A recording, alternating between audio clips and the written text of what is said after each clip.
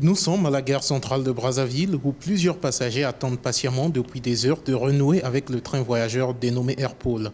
La joie a été immense pour ces voyageurs qui retrouvent leur moyen de transport préféré après plus de 4 ans d'arrêt.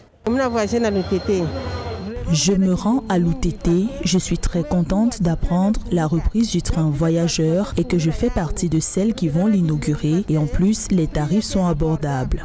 Je m'arrête à Mindouli et j'ai préféré emprunter le train parce que le prix du billet me convient et je souhaite que cette reprise soit ininterrompue. Je suis en train d'emprunter le train qui quitte Brazzaville pour Pointe-Noire. Quand vous empruntez un véhicule, vous arrivez très vite.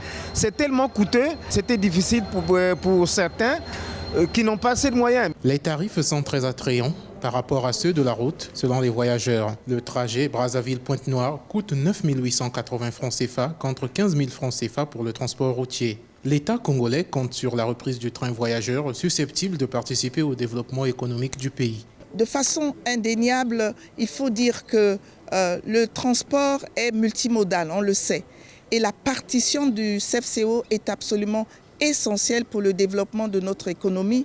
Et donc, oui, nous allons jeter toutes nos forces afin que le CFCO retrouve ses lettres de noblesse. Le premier train voyageur en provenance de la ville océane est arrivé à Brazzaville ce samedi 18 juillet 2020, environ 26 heures après son départ avec quelques arrêts en Kayi et en Filou sur un total de 512 km. Le train, connu sous l'appellation de la Gazelle, est encore en révision au garage ferroviaire de Pointe-Noire.